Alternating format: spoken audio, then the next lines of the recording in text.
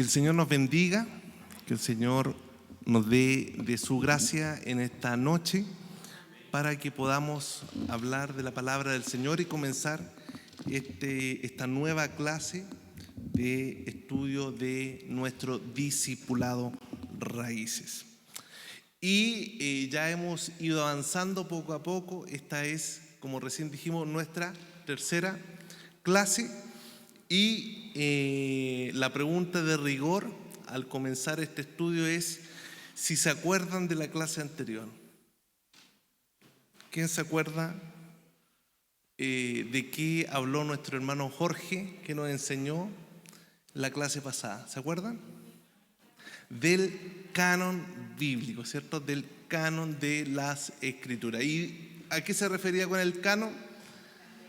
Se refería, ¿cierto?, a cómo es una regla, un parámetro, un criterio para establecer cuáles son los libros que han sido inspirados por Dios y por lo tanto se les puede otorgar el título de Sagradas Escrituras, Santa Biblia, ¿cierto?, como nos recalcó nuestro hermano Jorge. No es simplemente la Biblia, sino que es Santa Biblia. Me quedó marcado eso, importante, porque son escrituras, ¿cierto?, inspiradas por el Señor.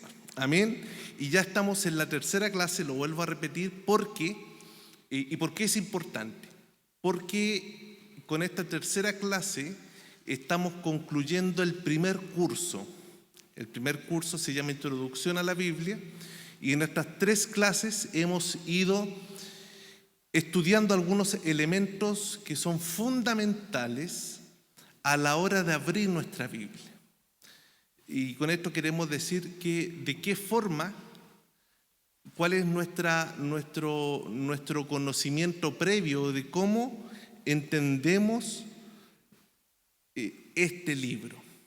Entonces ya supimos que este libro es palabra de Dios, supimos cómo está conformado este libro.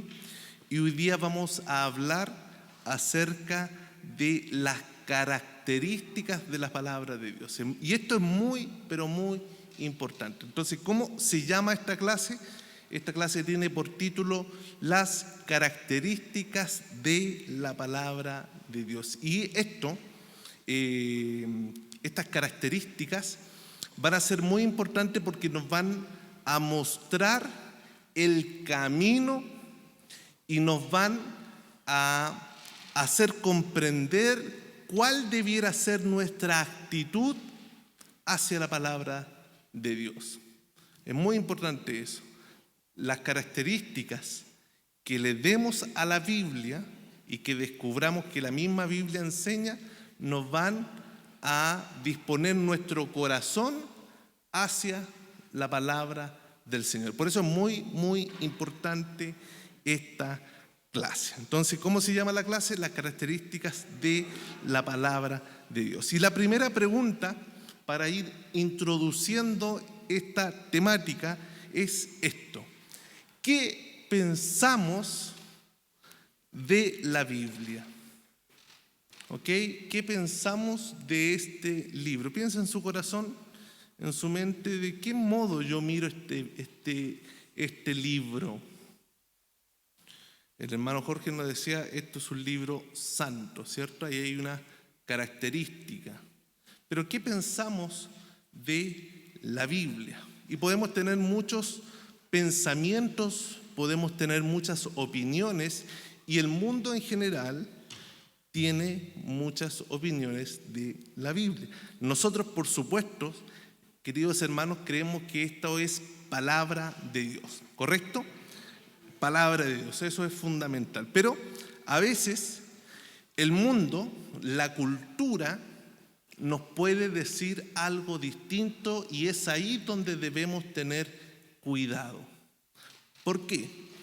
Porque a veces pensamos esto de la Biblia. Aquí yo les pongo algunos ejemplos.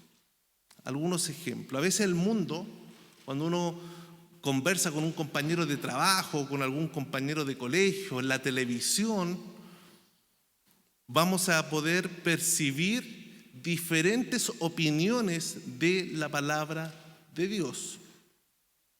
Una de esas opiniones es que la Biblia es un mero libro religioso. O sea, un libro que habla sobre la religión como cualquier otro libro, como el Corán, como los libros de los budistas, como cualquier otro libro religioso.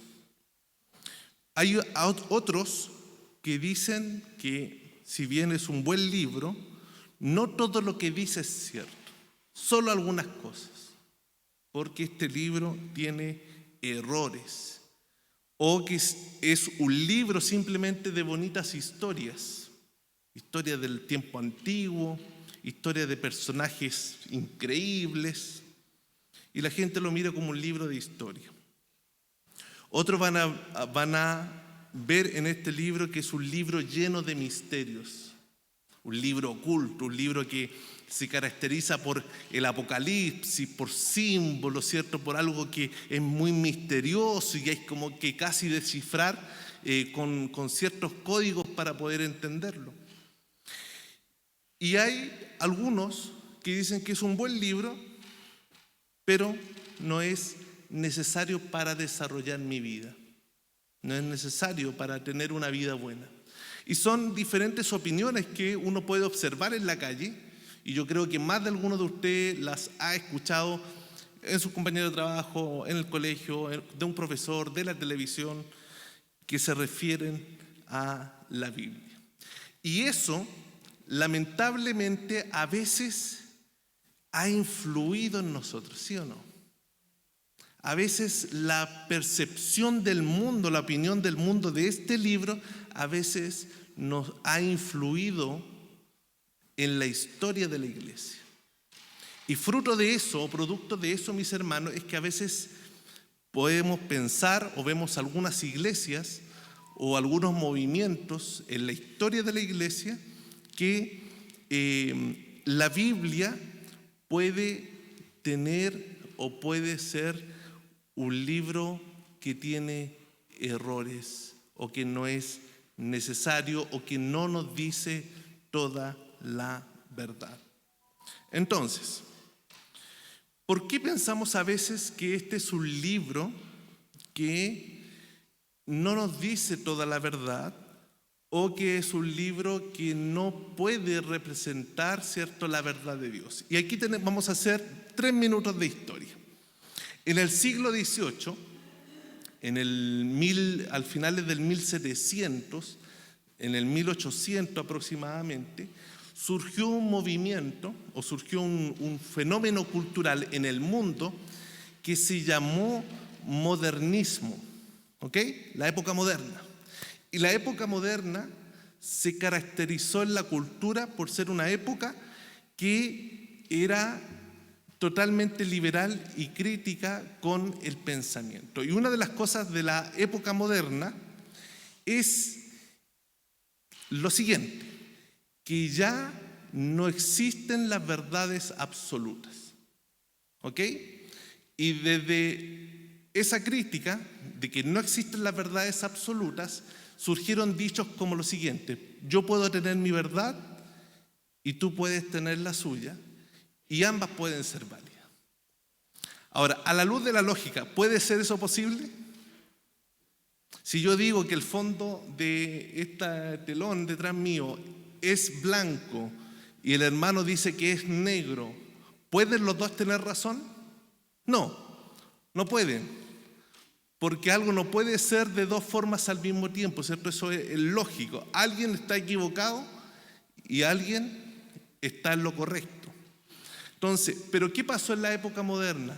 Pasó que se empezaron a cuestionar las verdades absolutas.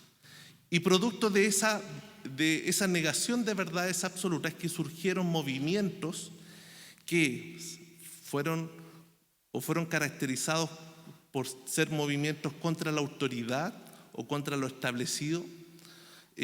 Fueron movimientos que generaron ciertas revoluciones en varios países, como la Revolución Francesa, entre otras cosas, y generaron también un movimiento que se caracterizó por generar ideas en la cultura que aceptaban o que empezaron a conversar cosas que antes no se conversaban. Por ejemplo, el aborto. El aborto, antes de eso, era una verdad absoluta. Es malo asesinar a un bebé y no había mayor argumento porque era claro, era una verdad absoluta, era asesinato.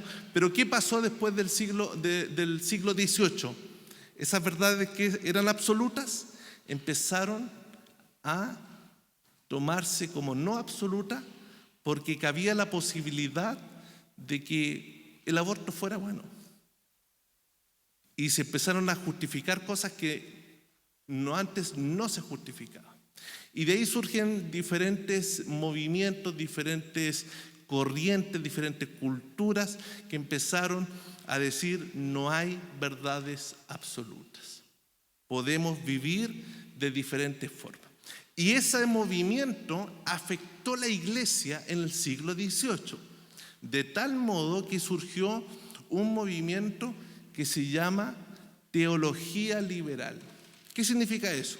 Que fue un grupo de pensadores cristianos que, producto de estos pensamientos de que ya no hay verdades absolutas, empezaron a criticar libremente la palabra de Dios y a negar que este libro fuera un libro inspirado y un libro que tuviera las verdades absolutas.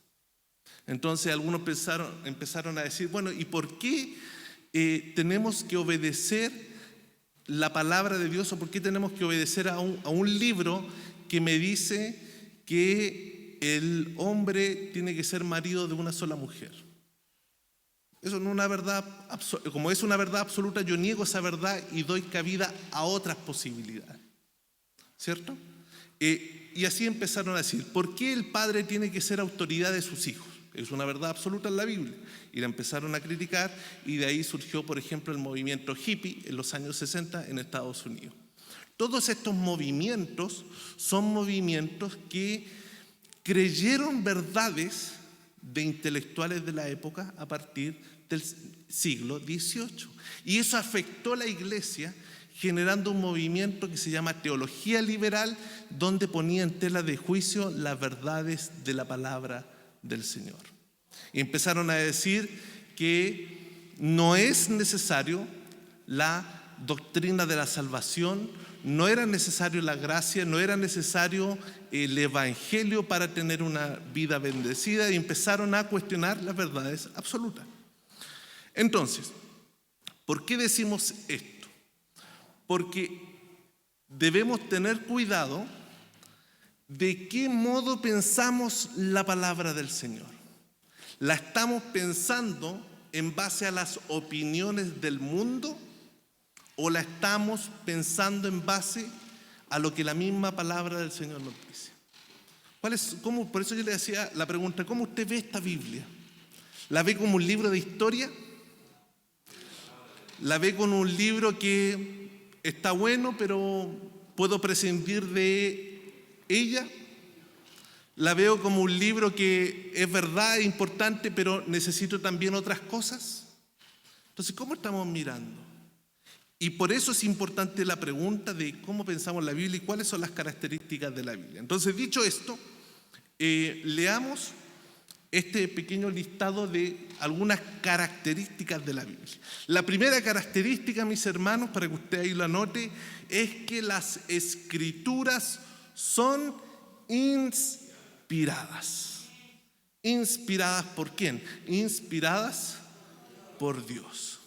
Nosotros tenemos un ejercicio, bueno, de ahí vamos a avanzar, no nos vamos a adelantar. La segunda característica es que las Escrituras son inerrantes. Vamos a explicar eso también. Algunas palabras son palabras que usamos poco en la vida diaria, por lo tanto tenemos que explicarlas. La tercera característica es que las Escrituras son infalibles. Cuarta característica es que las Escrituras son autoritarias. ¿De acuerdo? Quinta característica, las Escrituras son necesarias. Sexta, las Escrituras son claras. Y séptimas, las Escrituras son suficientes. Amén. Entonces, vamos a la primera, ¿les parece? Para que vayamos avanzando. Las escrituras son inspiradas. ¿Qué significa esto? Mire lo que dice Primera de Pedro, capítulo 1, versículo 21. Se los leo.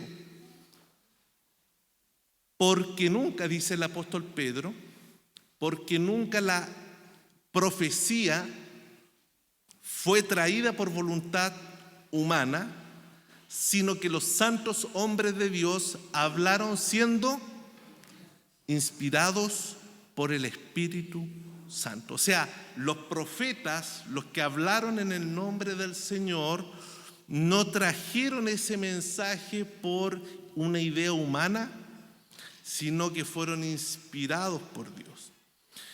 Segunda de Timoteo, capítulo 3, versículo 16, dice: toda escritura es inspirada por Dios. Toda, no algunas partes, sino toda es inspirada por Dios.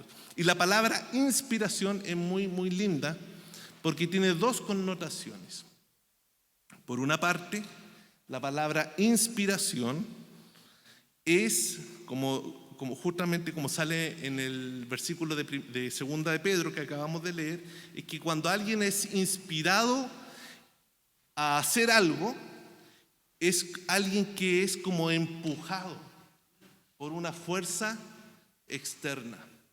Entonces lo que está diciendo Pedro aquí es que estos santos hombres de Dios hablaron siendo empujados por Dios. No hablaron porque se les ocurrió y tuvieron buena voluntad, sino que Dios los empujó, intervino, hizo una obra para que estos hombres hablaran el mensaje de Dios.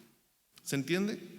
La segunda connotación de inspiración es algo que hacemos a cada segundo.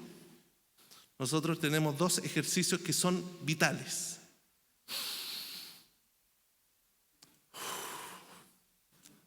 Inspiración y expiración. No sé si lo digo bien, ¿ah? Ahí me podrán corregir. Pero inhalamos, ¿cierto? Y exhalamos aire. Y cuando inhalamos, ¿qué significa? Significa que yo ingreso aire a mis pulmones y ese mismo aire que hace su proceso en el sistema de los pulmones, no me acuerdo cómo se llama el sistema respiratorio, boto aire. Yo no puedo botar aire si no inhalo. Es imposible. Haga el intento. Bote todo su aire y siga botando, no va a poder. Tiene que inspirar aire para poder. Los santos hombres de Dios no podían expirar la palabra de Dios si no hubieran sido llenados por Dios. Amén. Es muy lindo esto. La Biblia, los profetas, todo aquel que habló en el nombre del Señor, escribió en el nombre del Señor, habló siendo inspirado, empujados por Dios. Por lo tanto, cada escritura no es una escritura de hombre, sino es una escritura inspirada, empujada por Dios. Amén. Y esa es la primera característica.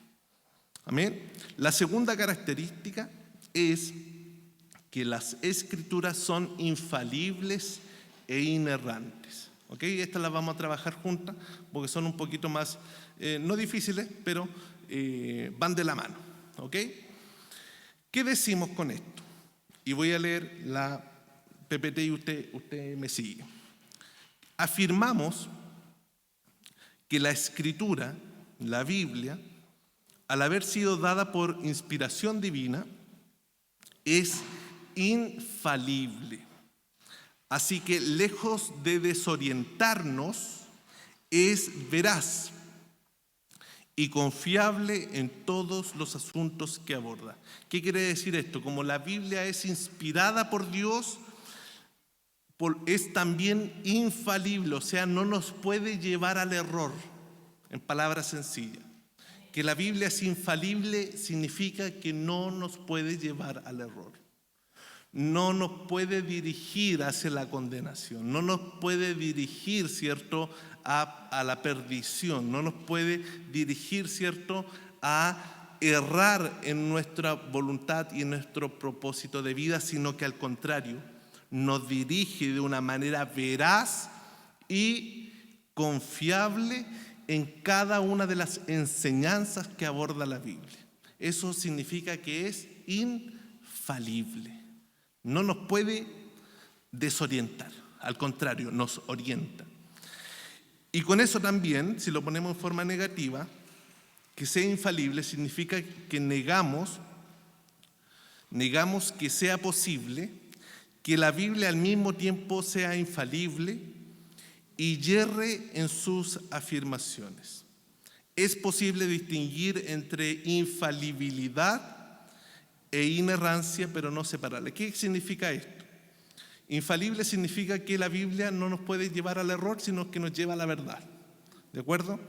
Inerrancia significa, o cuando algo es inerrante, significa que eso no tiene errores.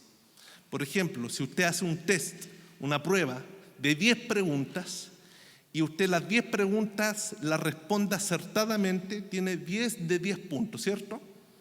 Y si no tiene errores, como si saca 10 de 10 puntos, no va a tener errores, significa que su examen fue inerrante, o sea, fue sin errores. Cuando hablamos de la Biblia, queremos decir que la Biblia es inerrante porque en ella no encontramos ningún error, ningún dato equivocado, nada que pueda ser cuestionado. No tiene errores. Si la Biblia dice que en tal pueblo había al lado un río y hoy día no vemos el río, es un problema nuestro, no un problema de la Biblia. Porque si la Biblia dice que en tal año había tal río, ese río estuvo. Y no porque ahora no esté, significa que la Biblia contenga un error. ¿Se entiende?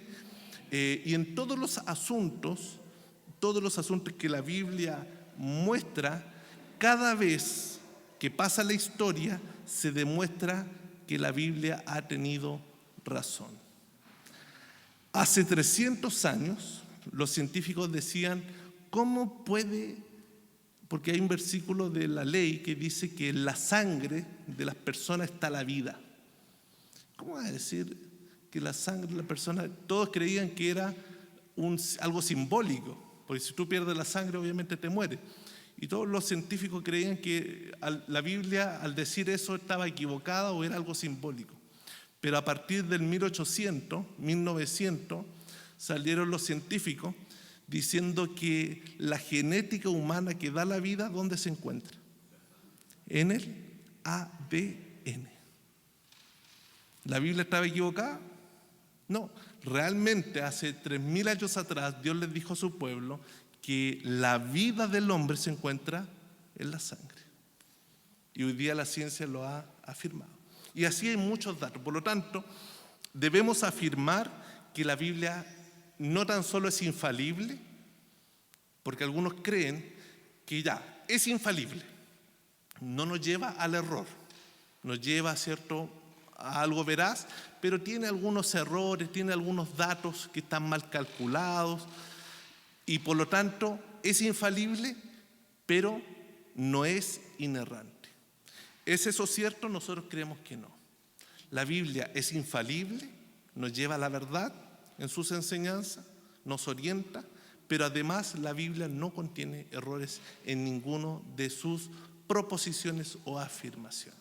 Amén. Entonces, con eso entendemos, o esa es la segunda característica, segunda y tercera, de que las Escrituras son infalibles e inerrantes. Y aquí se ve un poco oscurito, pero aquí hay un silogismo lógico.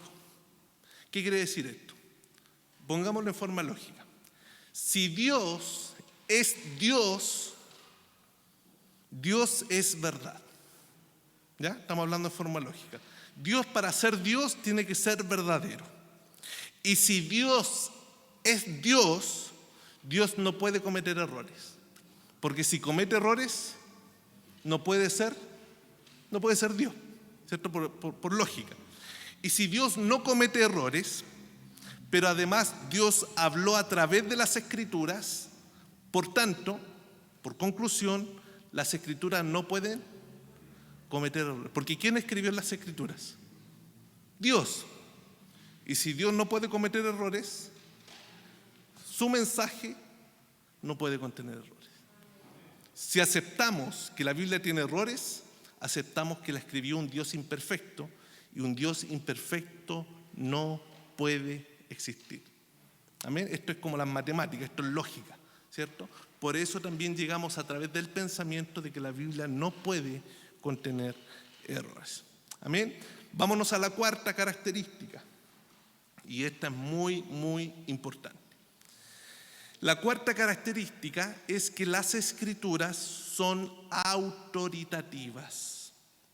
Afirmamos que las Sagradas Escrituras deben ser recibidas como la autoridad de la palabra de Dios, o como la autoritativa palabra de Dios.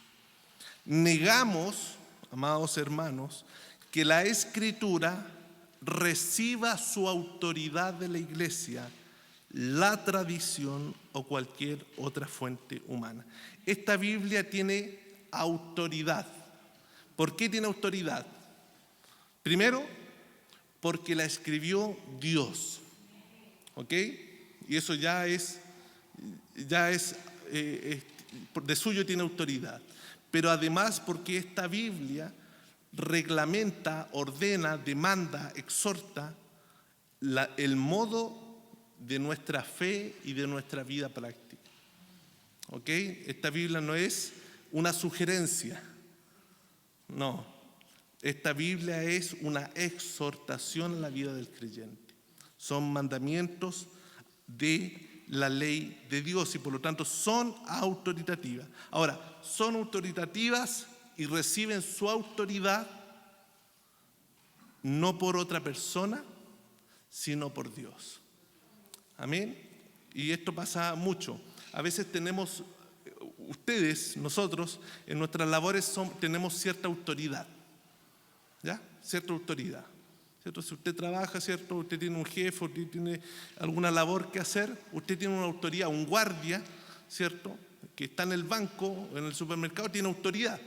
Me puede detener, señor, abra la bolsa, me pone una cinta adhesiva y me cierra la bolsa, ¿sí o no? O cuando usted va a comprar algo, le pide la boleta al guardia, es un hombre de autoridad. Pero ¿quién le dio esa autoridad? Se la dio probablemente el dueño de la empresa y se la dio la ley. No es que él tenga autoridad, ¿cierto? La Biblia no tiene autoridad por ser la Biblia, ni tampoco recibe su autoridad por quien la predica. ¿De acuerdo? Nosotros no le damos autoridad dependiendo de quién la predica. Tampoco recibe autoridad de la iglesia o de la tradición, de la historia, de cualquier otra fuente humana. ¿De quién recibe esa autoridad? De Dios. Por eso la enseñanza siempre es que si un niño se para acá y abre la palabra de Dios, eso lo recibimos como autoridad, porque no viene del niño ni del anciano, es porque tiene o es palabra de Dios. Amén.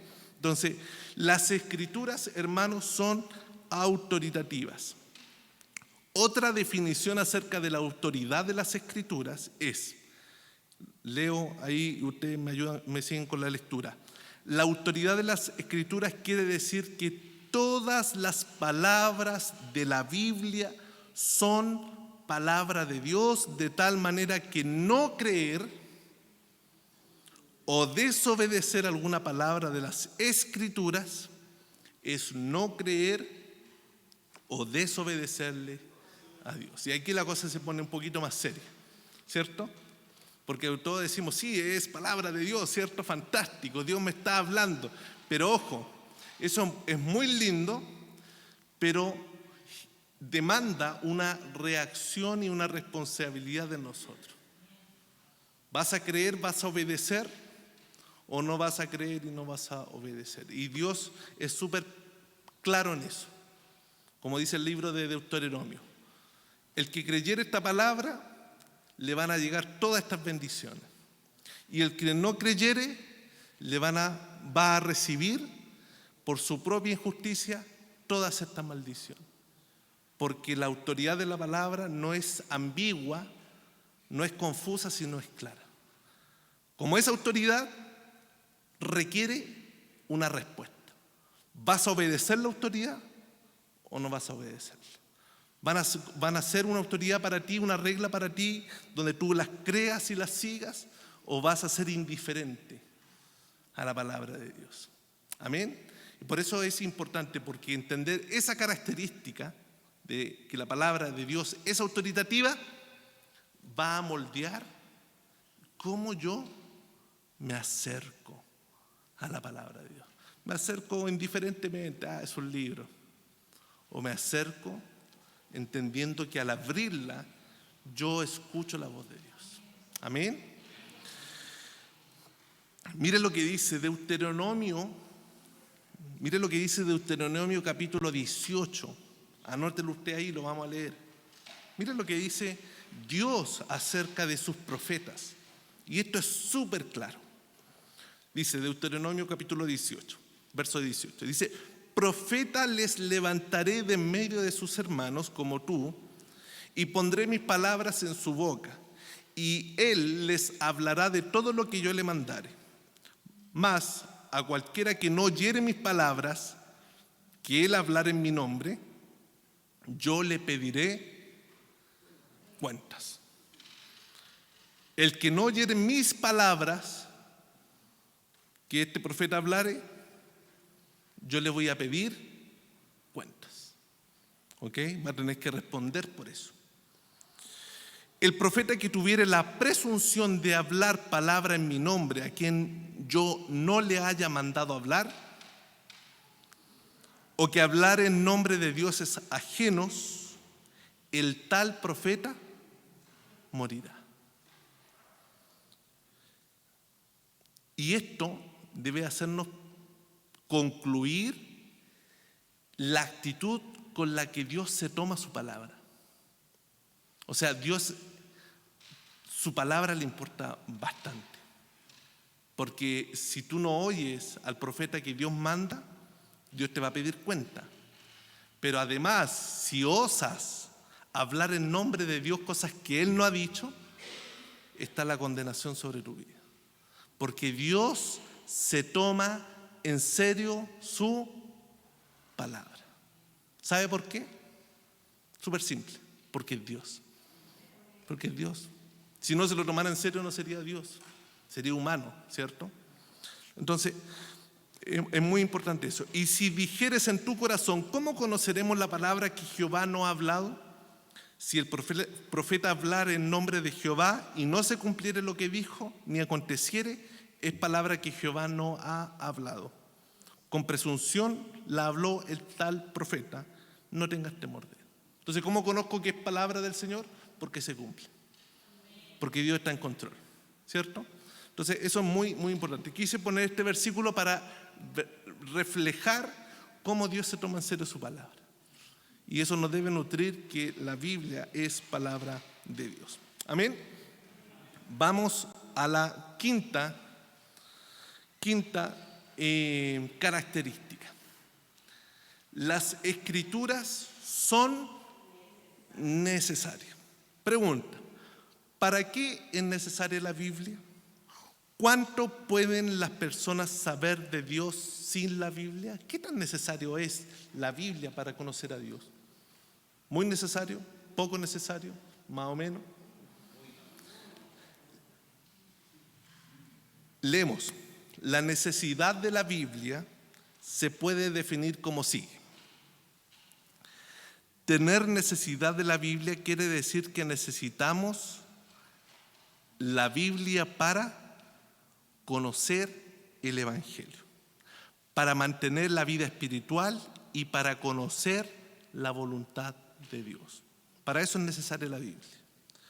Pero no la necesitamos para saber que Dios existe ni para saber algo en cuanto al carácter de Dios y sus leyes morales. ¿Por qué? Porque eso está en la naturaleza humana. para todo hombre. Eso es parte de su revelación general. ¿Se acuerdan la primera clase? Entonces, pero yo la necesito para mi revelación del Evangelio. ¿Pero cómo le llamamos la primera clase? Especial. ¿Y cuál es la revelación especial? El Evangelio. Puedo conocer el Evangelio, y con esto decimos, la obra de Cristo, ¿la puedo conocer sin la Biblia? No la puedo conocer. ¿Puedo conocer o mantener mi vida espiritual y tener la voluntad de Dios en mi vida sin la Biblia? No puedo. Porque ¿quién me revela la voluntad de Dios? No es natural a mi vida. Es parte de la revelación especial. Por eso la quinta característica de la Biblia es que son necesarias. No puedo prescindir de ellas. No me pueden faltar. No es opcional. No es accesoria. Es necesaria para conocer la voluntad del Señor. Amén. Mire lo que dice Romanos capítulo 10, y aquí lo ilustra muy bien. Romanos capítulo 10, verso 13 al 17. Mire lo que dice. Porque todo aquel que invocar el nombre del Señor será salvo. Pero pregunta, ¿cómo pues invocarán a aquel en el cual no han creído? ¿Y cómo creerán en aquel de quien no han oído? ¿Y cómo oirán sin saber quién les predique? ¿Y cómo predicarán si no fueren enviados? Como está escrito, cuán hermosos son los pies de los que anuncian la paz, de los que anuncian buenas nuevas. Mas no todos obedecieron al Evangelio, pues Isaías dice, Señor, ¿quién ha creído nuestro anuncio? Nadie. ¿Cierto? Una pregunta retórica. Así que la fe es por el oír. ¿Y el oír qué cosa? La palabra de Dios. Entonces, ¿cómo yo tengo fe? A través de oír la palabra de Dios. A través de oír la palabra de Dios. Por eso las escrituras son necesarias. Y la enseñanza de esta iglesia es maravillosa en esto, porque nunca ha habido un culto sin escritura. Eso es fundamental. Y eso tenemos que dar gracias al Señor por ello, porque siempre la señal es que no podemos prescindir de la predicación de la palabra. Y la predicación de la palabra nunca puede prescindir sin la lectura de la Biblia. Amén. Esos son detalles de esta iglesia que por misericordia del Señor lo hemos podido mantener, y lo han podido mantener hermanos que han estado desde el inicio con esta firmeza en el Señor. Amén. Entonces las escrituras son necesarias. Vamos a la penúltima, la sexta. Las escrituras son claras. ¿Pueden solo los eruditos, los más inteligentes, los más sabiondos, entender correctamente la Biblia? ¿Pueden solamente ellos? Decimos que no, sino que las escrituras pueden ser entendidas por cualquier persona, independiente de su nivel de estudios, independiente de su edad, independiente de su vocación, independiente de sus aptitudes personales o cognitivas. Todos pueden entender la Biblia. Todos pueden entender la Biblia. Es un desafío hoy día, por ejemplo, llevar la Biblia a las personas ciegas, a las personas sordas, que no tienen la capacidad de escuchar o ver. Hoy día es un desafío en los niños, por ejemplo. Niños con trastornos del aprendizaje, niños TEA, niños Asperger, niños autistas. ¿Podrán entender la palabra? Por supuesto que sí, porque la Biblia es clara. Es clara. Y si los que han nacido en el Evangelio se acuerdan, saben que cuando tenían 5 años ya podían captar la palabra de Dios. Y eso es maravilloso, ¿cierto?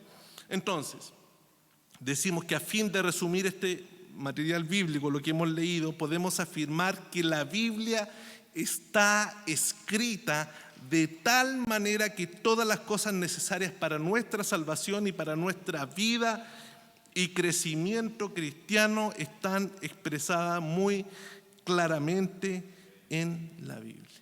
Ahora, hay un punto.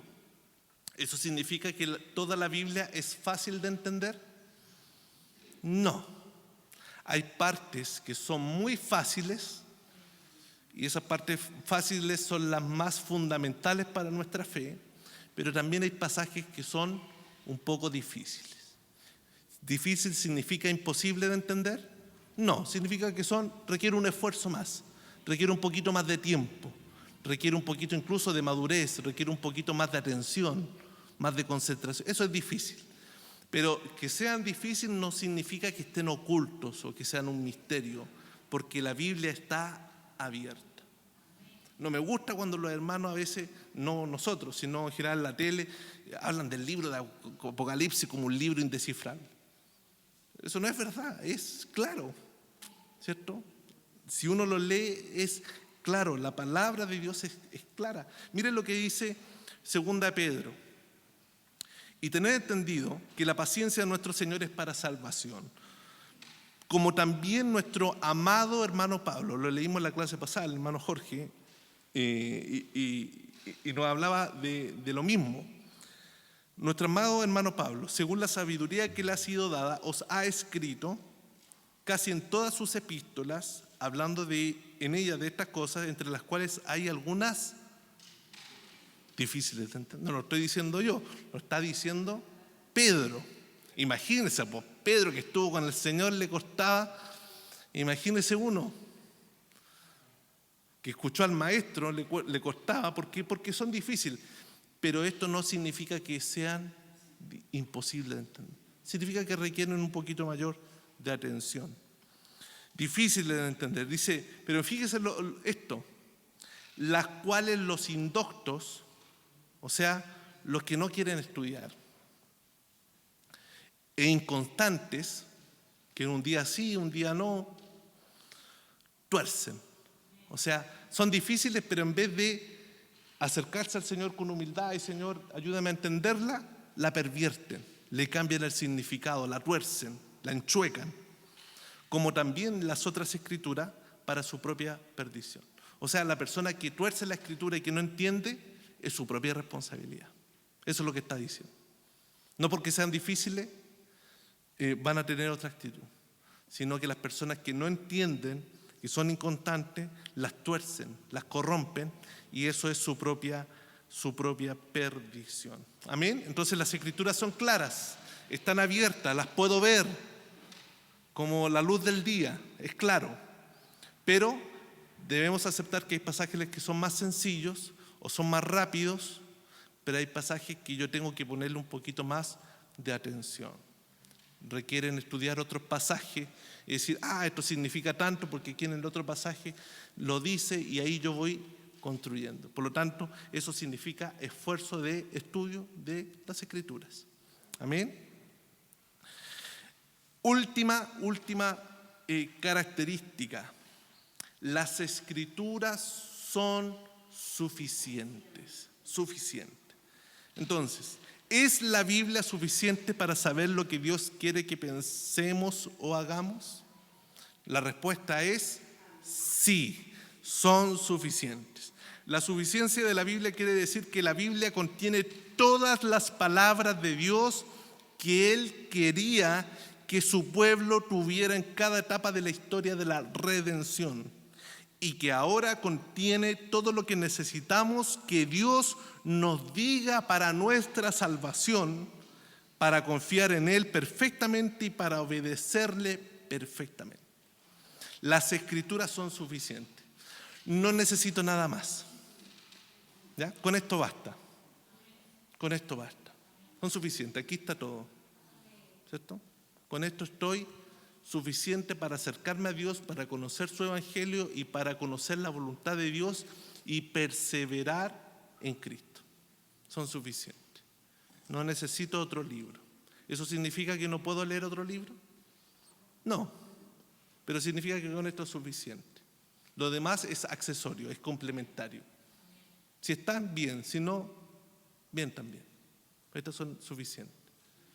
Eso no quiere decir que yo puedo estudiar otros libros que me ayuden, porque estudiar otros libros también tiene que ver con una actitud de humildad al entender que Dios ha trabajado con otros hermanos más antiguos y que han estudiado, que han ahondado en la palabra del Señor. Entonces yo puedo acercarme a ellos, estudiar sus libros y comparar. Me ayudó a entender la Escritura, porque él también estudió antes que yo, ¿cierto? Eso es humildad para aceptar. Pero también tengo que tener cuidado para entender que eso no sea o no vaya en contra de la Biblia. Amén, porque hay diversidad de comentarios y de ideas, y por eso yo tengo que estar ahí vigilante. Entonces, las Escrituras son suficientes. Amén. Estas son las características de las Escrituras: inspiradas, inerrantes, infalibles, autoritarias, necesarias, claras y suficientes. Ya no podemos decir que esto contiene errores. No contiene errores. El problema soy yo. ¿Ya? El problema soy yo. Cuando me acerco son autoritarias. Obedezco o no obedezco. Son necesarias, son claras y son suficientes. No son ocultas, no son un misterio, hermanos. Eso hay que erradicarlo de nuestra vida. Perder ese miedo a decir, no, este libro yo no lo puedo entender. Este libro es muy oculto. Apocalipsis no, yo no lo leo porque son puras cosas, porque me habla del dragón, me habla de la mujer, me habla de las 7 cabezas, los cuernos. No, hermano, es claro. Si usted lee Apocalipsis, yo lo desafío, va a ver que Apocalipsis es un libro maravilloso y es claro, es sencillo. Pero a veces el miedo nos paraliza y no leemos, porque alguien nos dijo que ese era un libro oculto. El mundo nos dijo, Satanás nos dijo que era un libro oculto, pero la Biblia es clara y eso es muy importante de entender. Amén. Hermanos, vamos a terminar en estos 3 minutos que nos quedan y terminar con lo siguiente. Quiero leerles esto. En estos días, mientras estudiaba y preparaba esta clase, me topé con un libro de un profesor de R.C. Sproul que enseña a la iglesia, y mire lo que me gustó mucho lo que él dijo, y se los leo. Dice: cuando la iglesia pierde su confianza en la autoridad de las Sagradas Escrituras, inevitablemente mira hacia la opinión humana como su faro. Si perdemos la confianza en la autoridad, empezamos a mirar la opinión de los hombres. Cuando esto ocurre, la pureza de la iglesia está terriblemente amenazada. Por eso esta clase y todas las clases son importantes, porque nos van a afirmar, nos van a recordar el fundamento y la firmeza que cada cristiano debe tener hacia la palabra del Señor. Y evitar no mirar la opinión de los hombres, sino mirar lo que la Biblia dice. Lo que la Biblia dice. Y mire la segunda parte de esta frase.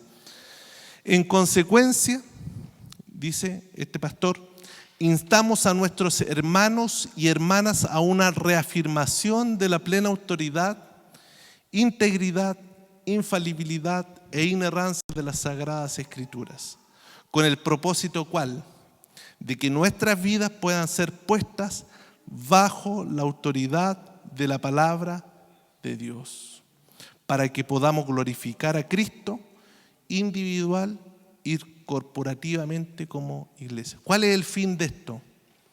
De esto que hemos aprendido. El fin de esto es ponernos bajo autoridad. Bajo autoridad, eso es. Cuando desconocemos que esta Biblia es inerrante, es infalible, es inspirada, y lo tomamos como cualquier libro y que no tiene autoridad, es un accesorio. Pero cuando yo lo veo y aprendo esto que hemos recordado, que usted lo sabía por supuesto, pero lo hemos esquematizado en estos conceptos, nos ponemos bajo autoridad. Como iglesia estamos bajo autoridad. Y eso es fundamental, porque con eso mantenemos nuestra fidelidad al Señor y podemos glorificar al Señor. Amén. Así que el Señor nos bendiga, el Señor nos guarde esta enseñanza en nuestros corazones, nos permita transformar nuestra actitud hacia la Biblia. Si hemos olvidado un poquito, si hemos a lo mejor dejado esto un poquito de lado, o hemos cuestionado su autoridad, o hemos dicho, pero ¿para qué tanto? Si lo podemos hacer así también. No, esto tiene autoridad. Esto es palabra de Dios. Por lo tanto, como hijos del Señor nos corresponde obediencia, nos corresponde fe y ponernos bajo la autoridad del Señor. Así que el Señor nos bendiga, el Señor nos guarde. Esta es la última clase de este mini curso, que es Introducción a la Biblia. Y de este jueves al otro comenzamos el segundo curso, que se llama La vida de Jesús. Y en la vida de Jesús vamos a hablar desde su profecía, cómo fue profetizado. Vamos a hablar de quién es Jesús, qué significa que Él sea el buen pastor, qué significa que Él sea el autor de la vida, qué significa que sus oficios, qué significan los atributos de Jesús, cuál es la obra de Cristo. Vamos a estudiar a Jesús. Pero era importante que antes de estudiar a Jesús, supiéramos que al estudiarlo estamos ante una palabra infalible, inerrante, inspirada y que tiene autoridad para nosotros. Amén. Así que el Señor nos bendiga. Para el Señor sea toda la honra, toda la gloria para siempre.